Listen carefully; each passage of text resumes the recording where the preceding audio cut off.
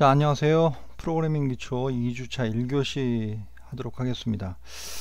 오늘쯤이면 여러분들 얼굴을 좀 보고 직접 강의를 하길 기대했는데 여전히 2주차에도 여러분들 얼굴 뵙기가 어려운 것 같습니다. 이 사태가 어쨌든 빨리 지나갔으면 하는 바람입니다.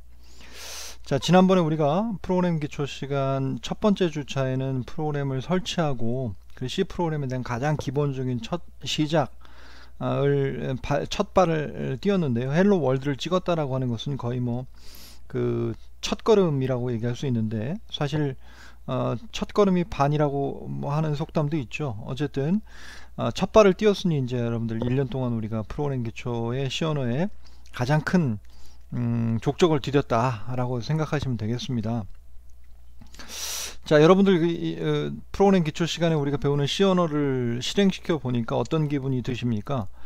이거 굉장히 구닥다리인 것 같다, 좀 오래된 언어인 것 같다, 이런 언어를 굳이 왜 지금 21세기에 이 시간에 우리가 이 공부를 해야 되는가 라고는 의문이 좀 드실 겁니다. C 프로그램이라고 하는 이 언어를 선정한 이유는 거의 모든 언어의 어머니이다 라고 생각하시면 될 것 같은데요. 지금 요즘 최근 가장 많이 쓰고 있는 언어들이란 파이썬, 자바 이런 등등의 언어들이 많이 각광을 받고 있는데, 이런 언어들의 특징들을 가만히 보면 결국 그 뿌리를 C 언어에서 찾을 수밖에 없다 라고 하는 것이 저의 결론입니다. 그래서 우리가 프로그램을 배울 때 있어서 가장 먼저 시작해야 할 것은 프로그램 C 언어를 배움으로써, 어쨌든 프로그램의 시초, 거의 원조격인 C 언어를 배움으로써 프로그램에 대한 가장 기본적인 원리, 이런 것들을 좀 파악할 수 있다는 장점이 있는가 하면, 더불어 아직도 여전히 C 언어는 현역으로 사용되고 있는 언어이다 라고 하는 아주 기본적인 특징들을 갖고 있어서 C 언어에 대한 공부가 그만큼 중요하다라고 다시 한번 강조 말씀을 드리겠습니다. 자, 오늘 배울 내용들은 상수와 변수라고 하는 개념, 그 다음 변수라고 하는 걸 선언할 때 그 변수 이름을 지어야 하는데 그 변수 이름을 만드는 규칙이 무엇인지, 그 다음 C 언어에서의 수치연산, 더하기 빼기 곱하기 나누기 이런 등등의 수치연산을 의미하는 것이죠. 이 수치연산들을 어떻게 하는지에 대한 얘기들을 오늘 해보려고 합니다. 자, 일단 첫 번째 상수하고 변수에 대한 얘기를 좀 해볼까요? 상수라고 하면 변할 수 없는 수, 변수는 변할 수 있는 수, 이렇게 이제 구분할 수 있는데요. 앞에 우리가 상수의 상자는 항상 그러하다 라고 할 때 보통 쓰는 상자를 씁니다. 한자어이죠. 그래서 우리가 보통 밑에 그림에 보시는 것처럼 10, 5 이런 숫자들 있지 않습니까? 네, 이런 숫자들은 어디 변하는 게 아니지 않습니까? 10이 무엇으로 어떤 다른 수로 변하는 건 아니잖아요. 이렇게 어떤 숫자나 이런 것들을 우리가 상수라고 얘기하고요. 변수는 변할 수 있는 수라고 얘기하는데, 이 예제에서 보면 A라고 하는 이 변수 하나가 있습니다.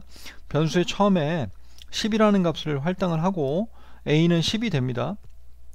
그 뒤에요, 어떤 명령어들을 쭉 지나오든지 아니면 바로 명령이 실행이 되든지 간에 A 값에 5를 다시 집어넣음으로써 A 값이 처음에 10이었다, 그 다음 5로 변화되는 어떤 그런 변화의 어떤 그 과정들을 겪는 것이죠. 자, 그렇다면 10이나 5라고 하는 이런 것들을 우리가 상수라고 얘기한다면, 변할 수 있는 A가 원래 10이었다가 5로 변하는 이런 것들을 우리가 변수라고 부른다 라는 것입니다.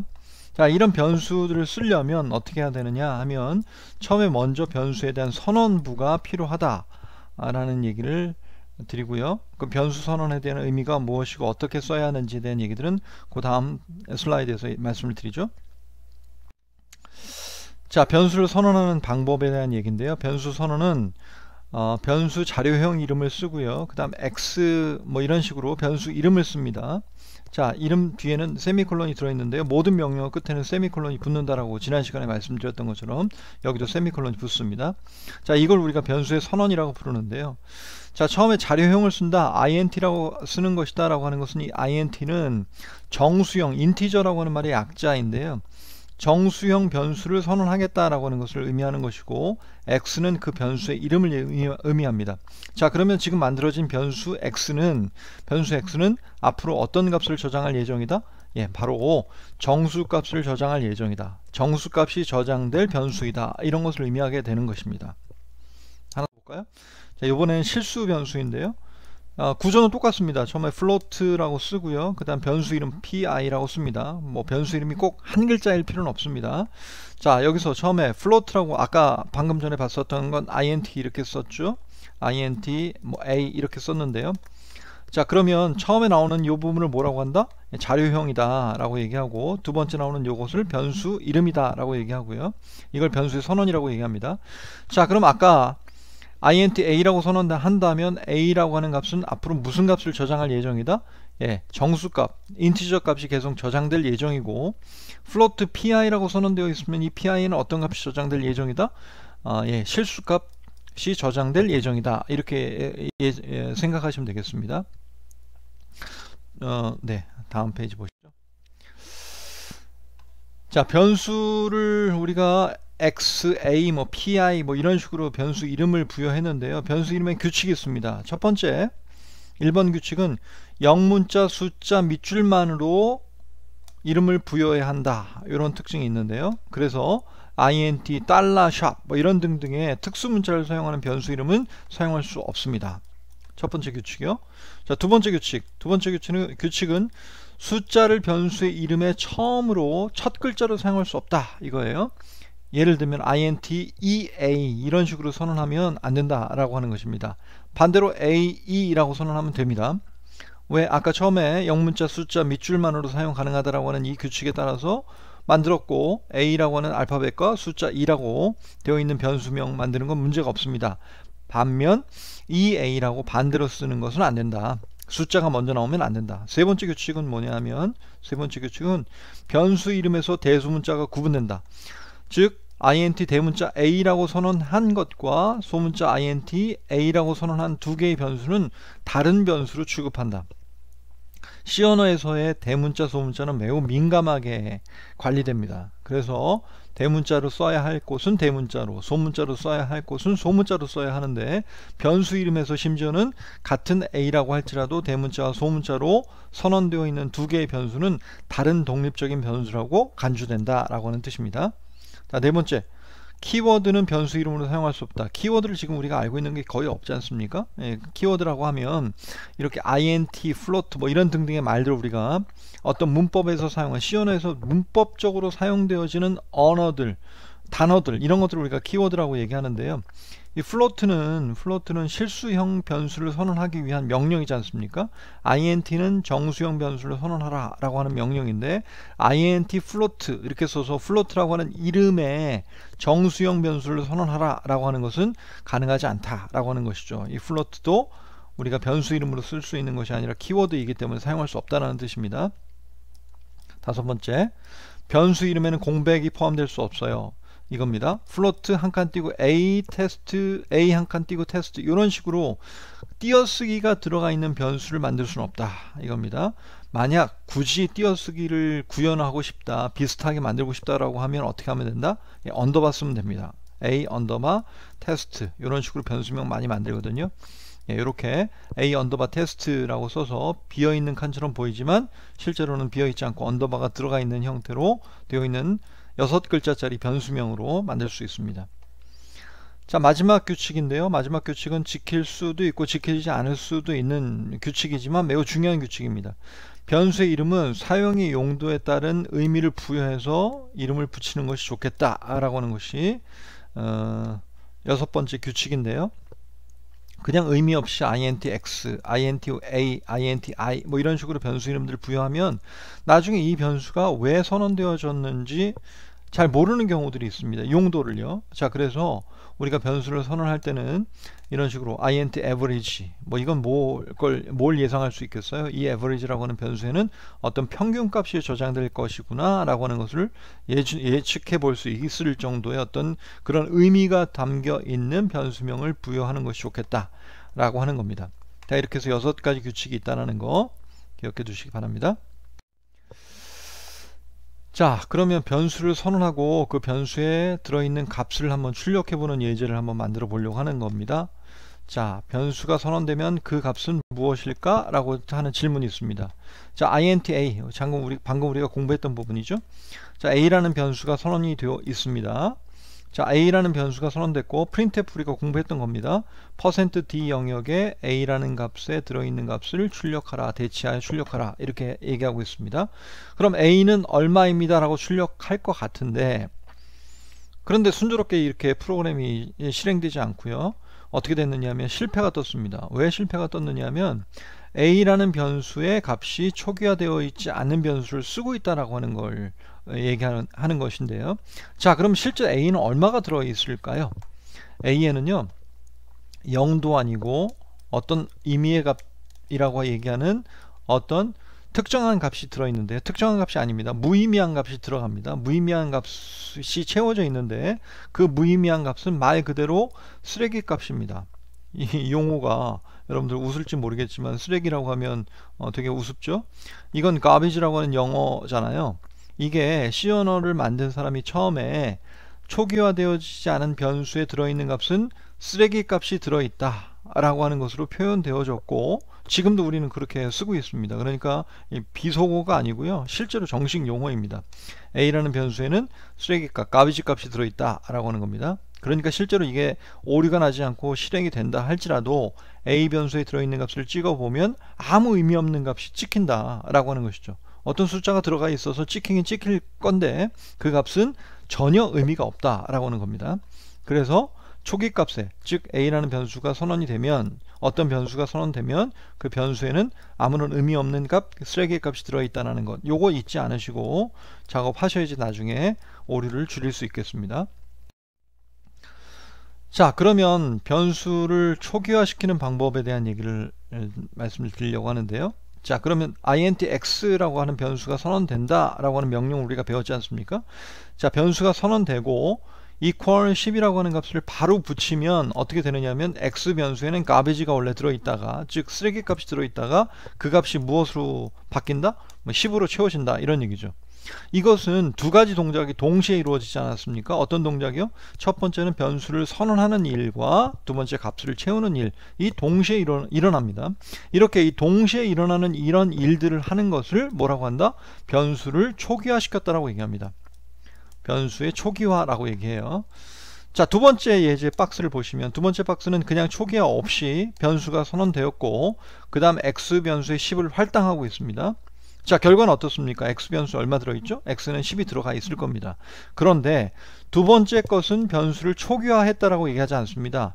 변수의 초기화는 언제만 가능하다? 예, 변수의 초기화란 변수가 선언됨과 동시에 값을 채우는 행위, 이걸 초기화라고 부르고요.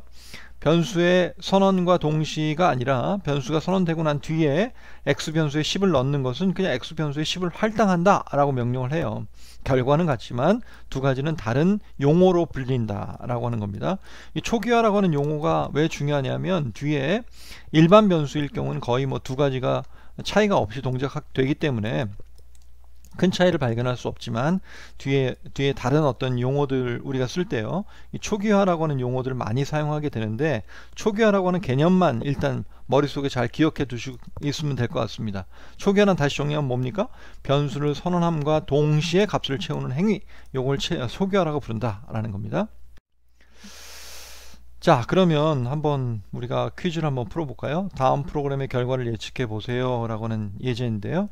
자, 여기 메인 함수부터 시작해서 여기까지는 기본적으로 우리가 프로그램을 시작할 때 당연히 해야 되는 일이고, 프로그램은 어디서 시작한다? 중괄호하고 중괄호 사이에서 프로그래밍을 만든다 라고 얘기했어요. 자, 한번 코드를 한 줄씩 보도록 합시다. 처음에 int a, 이건 뭡니까? a라고 하는 정수형 변수를 선언한다 라고 하는 행위죠, 명령이죠. 자, 그 다음에 a는 7 했습니다. 그럼 이거 뭐예요? a 값에 7을 할당하라 라고 하는 명령입니다. 그 다음 printf로 a를 찍습니다. 그럼 당연히 얼마가 찍힐까요? 네, 당연히 a는 7입니다 라고 찍히겠죠.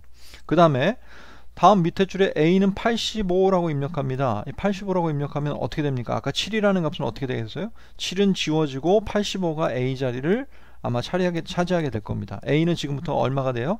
A는 이 명령이 수행되고 난 뒤에는 85가 될 겁니다. 이렇게 해서 A 값이 변한다라는 것이죠. 상수값 7과 상수값 85 값이 변수 A에 할당되면서 A가 처음엔 7이었다가 A가 85가 되는 그런 예제를 보이고 있는 겁니다. 자, printf로 A를 찍어보니 이 A는 이제 85입니다 라고 찍히겠죠. 예, 그렇죠? 예, %D 영역으로 출력이 되면서요. 한번 보시죠. 자, 이렇게 A는 7입니다. A는 이제 85입니다 라고 출력이 됐을 거예요. 자, 여러분들 여기 잠시 그 코드를, 그 동영상을 중지하시고요. 비주얼 스튜디오에 가서 이 코드를 한번 입력해 보시고 그 다음 다시 돌아와 보시고 하시면 되겠습니다. 자, 다음 문제도 한번 풀어보죠. 다음 프로그램의 결과를 예측해 볼까요? 자, 이번에는 int가 아니라 float입니다. float는 뭐예요? 실수라고 했죠. 실수. 다시 한번 정리해 볼까요? 정수하고 실수의 차이점 뭡니까? 한마디로 말하면 이건 수학적인 정의하고는 다른 얘기입니다. 수학적인 정의하고는 다른 얘기인데, 실수하고 정수는 소수점이 없는 수, 실수는 소수점이 있는 수, 이렇게 구분한다 라고 얘기했습니다. 이게 C 언어에서의 실수하고 정수의 구분이에요. 다른 거 없습니다. 다시 한번 정의하죠. 실수는 뭐다? 소수점이 있는 수, 정수는 소수점이 없는 음의 정수부터 자연수까지, 0을 포함한 자연수, 일반 우리가 소수점이 없는 숫자, 이런 숫자들을 정수라고 부른다 이거예요. 자, float A 그럼 뭐예요? 이제 A라고 하는 변수를 하나 선언할 건데, 자, 이 프로그램에서 A라는 변수를 선언할 건데, 이 A는 뭐가 저장될 예정이다? 예, 실수값이 저장될 예정이다 라고 하는 것이죠. 자, 그래서 A 변수에 3.4를 저장합니다. 자, 그리고 printf로 A를 찍는데요. 이번에는 %D가 아니라 뭐라고 찍습니까? %F라고 되어 있네요.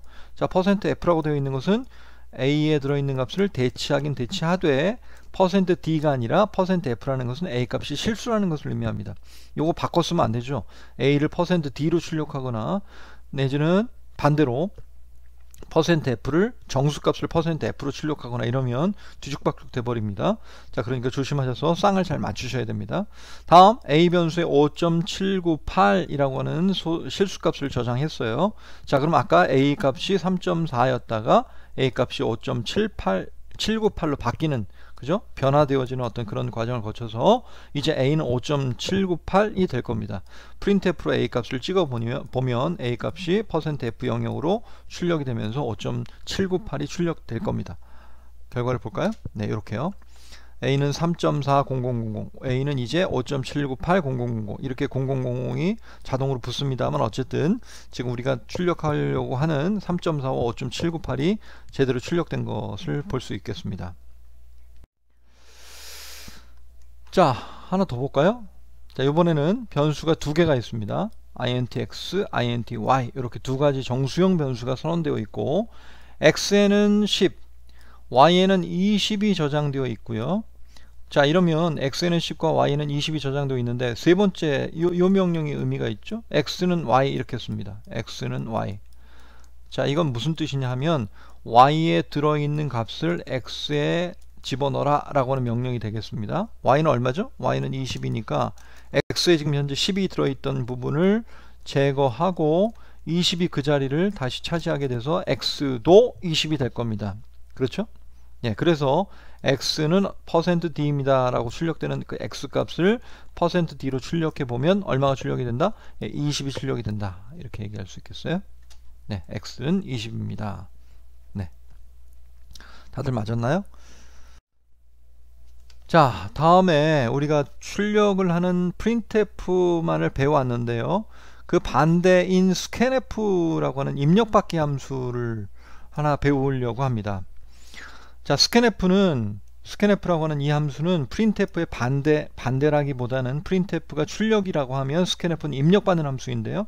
잘 보시면, 자, 콘솔 창에 이 프로그램을 실행시키면, 만약 메인 함수도 생략되어 있지만 어쨌든 이 두 줄의 프로그램을 수행시킨다라고 하면 입력대기 상태로 만들어주는 그런 코드입니다. scanf라고 하는 명령을 쓰면, 자, 이렇게 커서가 껌뻑껌뻑인 채로 아무 변화 없이 커서만 껌뻑껌뻑이는 상태로 시작을 합니다.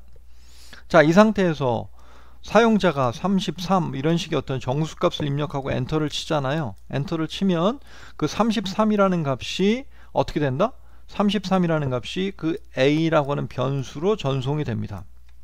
그래서 그 a라는 값에 33이 채워지는 그런 효과를 갖게 된다라는 것이죠.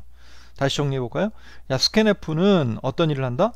커서를 띄우고 그 커서에서 사용자가 입력한 숫자를 특정한 변수에 저장하는 일을 한다 이거예요.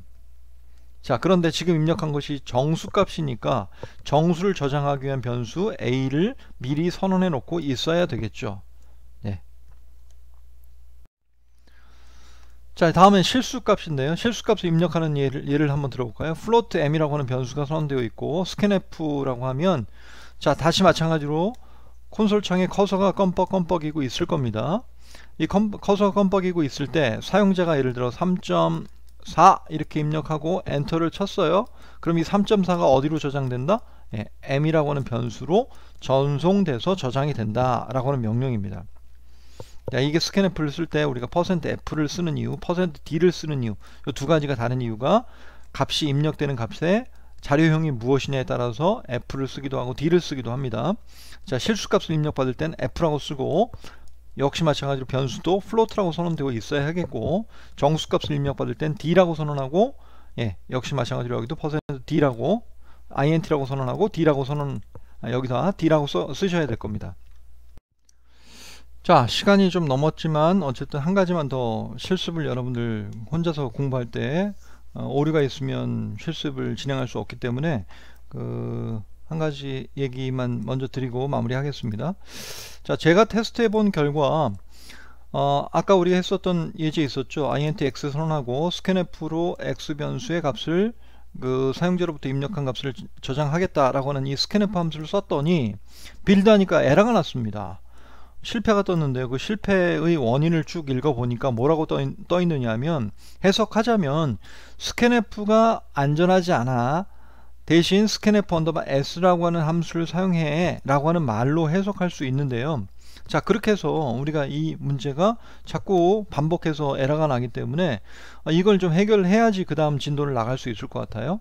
자, 그래서 해결 방법은 뭡니까? scanf 대신 scanf 언더바 s라고 쓰면 됩니다. 이게 첫 번째 해결 방법이고요. 자, 첫 번째 해결 방법이고, 두 번째 해결 방법은, 자, 여기 솔루션 탐색기의 프로젝트 위에서 마우스 오른쪽 버튼 누르면 메뉴가 열리는데요. 메뉴에 보면 맨 밑에 속성이 있습니다.